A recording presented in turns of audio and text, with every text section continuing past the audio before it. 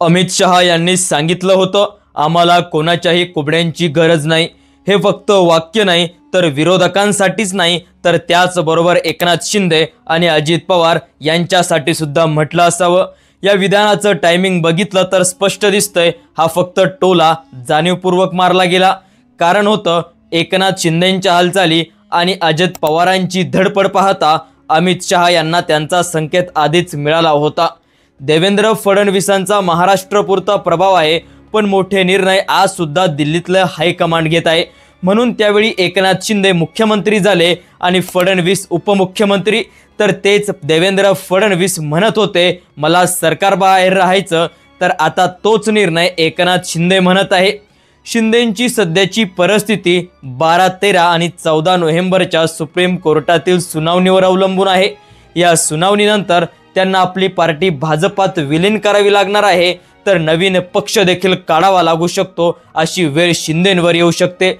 मग आधी सुद्धा सांगितलं होतं 2 निर्णय फिरले तर सगळं समीकरण आणि महाराष्ट्राचं राजकारण एका वेगळ्या पद्धतीत बदलू शकतं। उद्धव ठाकरे सुद्धा आक्रमक होऊ शकतात, तर एकनाथ शिंदेंपुढे सातत्यानं प्रश्नचिन्ह होऊ शकते। भाजपने सध्या महाराष्ट्रामध्ये एक वेगळी टायमिंग सुरू केलेली आहे, तर टायमिंगनुसार खेळ सुरू केला असं आपल्याला म्हणावं लागेल।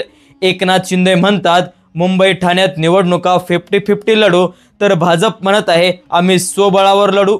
हेच शिंदेंना मोठं नुकसान देणार आहे।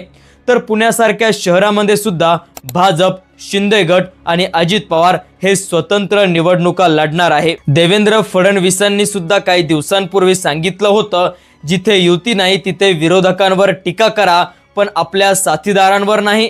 पण तरी सुद्धा कार्यकर्त्यांमध्ये अजूनही मतभेद पाहायला मिळत आहे।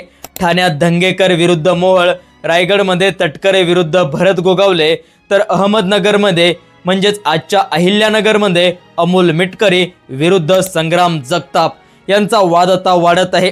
अजित पवार आणि शरद पवार यांच्यामध्ये घरातल्या बैठका आणि मतभेद सुरू आहे, तर अजित पवारांनी तर शरद पवारांना सांगितलं होतं की आता तुमचं वय झालंय, आता अध्यक्षपद मला द्या।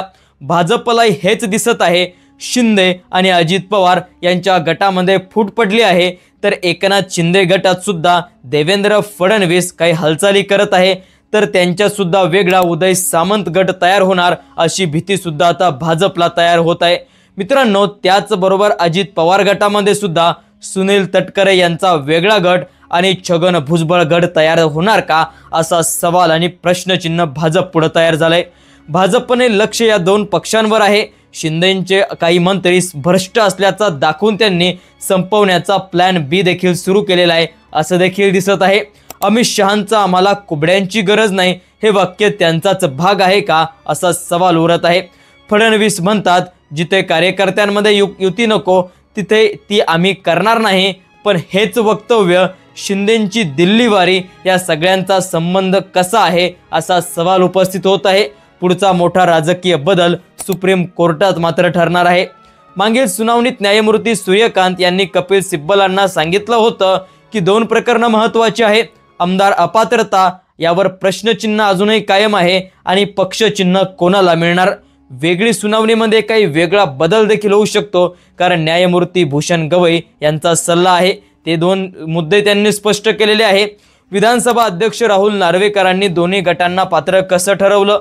सर्वोच्च न्यायालयाने सांगितलेलं होतं की फक्त बहुमतावर पक्षाचा ताबा देता येत नाही, तरी सुद्धा निवडणूक आयोगाने शिंदेंकडे पक्षचिन्ह आणि पक्ष कसं दिलं या 2 मुद्द्यांपैकी एक निर्णय फिरवला, तरी सुद्धा उद्धव ठाकरे यांच्यासाठी आशेचा किरण आहे। ते 3-3.5 वर्षांपूर्वी या निकालाची वाट पाहत आहे। शरद पवार शांत बसलेले आहेत आणि अजित पवारांसोबत त्यांचे संबंध थोडे सुधारलेले दिसत आहे, पण उद्धव ठाकरे अजूनही या प्रकरणात एकटे पडलेले आहे। आता सुप्रीम कोर्टात काय होतंय यावरच एकनाथ शिंदेंचं भवितव्य अवलंबून आहे। तुम्हाला या सगळ्या घडामोडींवर काय वाटतंय कमेंट सेक्शनमध्ये जरूर लिहा आणि अशाच माहितीपूर्ण व्हिडिओंसाठी आपल्या चॅनलला सबस्क्राइब करा। धन्यवाद। जय महाराष्ट्र।